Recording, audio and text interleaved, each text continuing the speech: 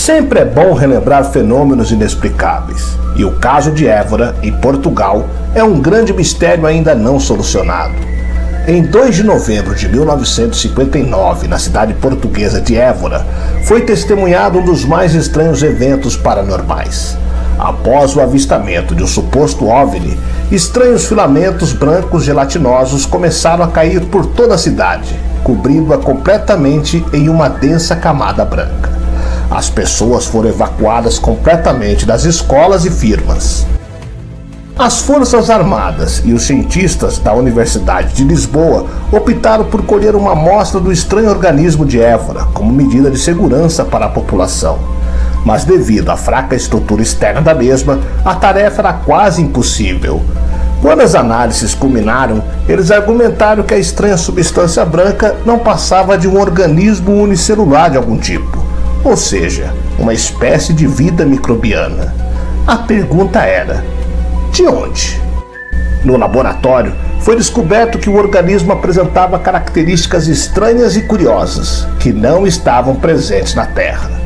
Eu sou o Sidney Góes e você está no Placebo. Vem comigo, que no caminho eu te explico.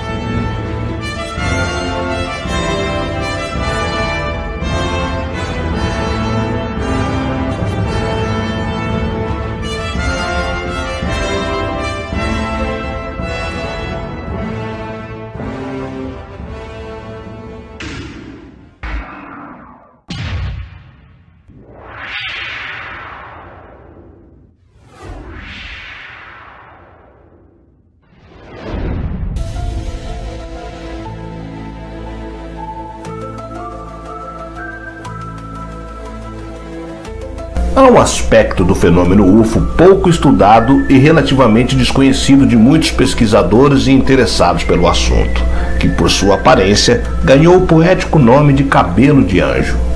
De curta duração e com grande efeito visual, os cabelos de anjo são filamentos esbranquiçados que caem do céu geralmente quando há um avistamento ufológico, embora também haja descrição da misteriosa substância em vários tons de cinza, prateados e até mesmo translúcidos.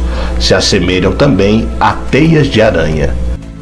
Testemunhas afirmam que os filamentos são muito viçosos, difíceis de partir, e há casos de completa sublimissão ou desintegração da substância durante a observação.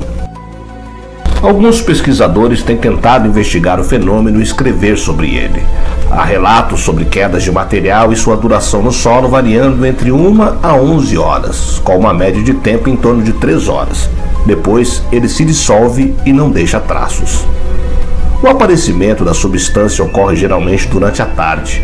Como se trata de um evento raro e com fibras que se desintegram, poucas amostras foram coletadas e cientificamente analisadas.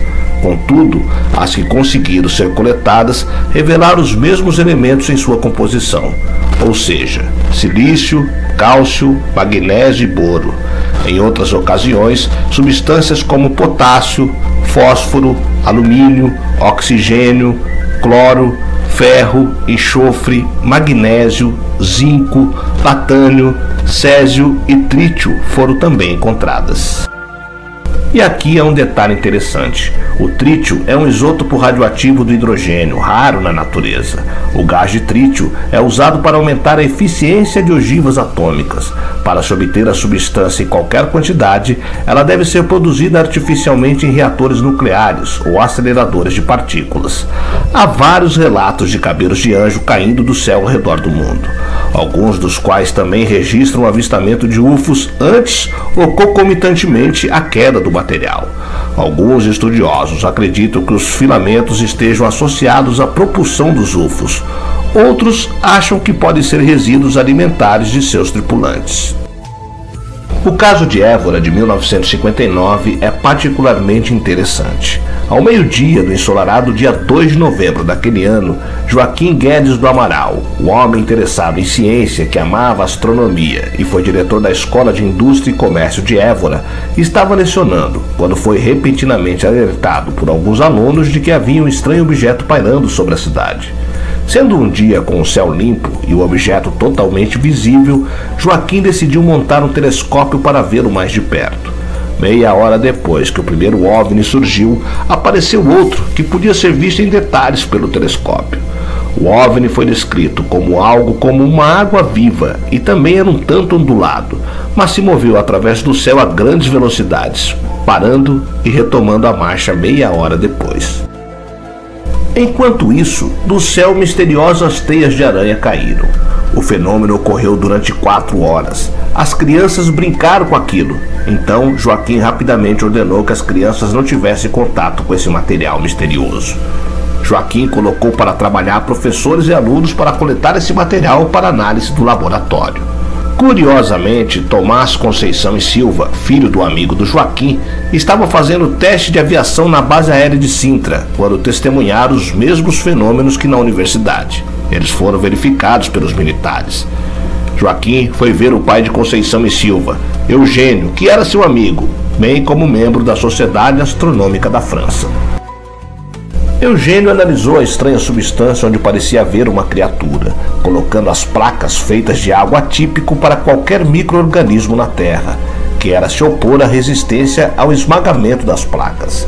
Eugênio propôs que ele fizesse um relatório sobre tudo o que aconteceu. O micro-organismo de Évora tinha 4 milímetros de espessura e era composto por um núcleo com tentáculos. Esta estranha criatura tinha reações defensivas às placas para análise laboratorial, em tal nível que testes subsequentes provaram que ela estava resistindo aos seus tentáculos contra nada, mas ou nada menos que 350 gramas de pressão. Os filamentos projetados com força na placa de vidro desenharam uma linha de contato perfeitamente definida. No centro do corpo central há uma abertura em forma de boca, em torno de desenhos muito finos, talvez dobras ou rachaduras da substância que a compõe. Estas observações foram feitas por 2 anos. Finalmente, os tentáculos e o corpo central estavam se desintegrando. Pensava-se que eram larvas de água-vivas, descartada, porque ofereciam resistência. O segundo mencionou um tipo de extremófilo, ainda desconhecido da atmosfera. A terceira hipótese, dada por vários cientistas e pesquisadores, dizia que o ser de Évora era uma estranha criatura totalmente desconhecida da biologia terrestre. Pode ser considerada a primeira evidência de vida extraterrestre detectada. Os pesquisadores que estudaram esse caso de perto ao afirmar essa terceira hipótese foram vários biólogos e pesquisadores do fenômeno OVNI. Os professores da Faculdade de Ciência de Lisboa interromperam as investigações do professor Joaquim Amaral na faculdade, obrigados a não fornecer qualquer tipo de informação à imprensa. Em 1978, ocorreu um incêndio na Faculdade de Ciência de Lisboa, destruindo evidências do ser de Évora. Misteriosamente, os bombeiros colocaram o fogo das chamas muito perto do micro-organismo. Até o momento, não se sabe o que aconteceu com a investigação. Ou que ou quem causou o incêndio, ou se eles foram confiados a outra agência. Tudo parece indicar que é uma tentativa de silenciar um fenômeno extraterrestre.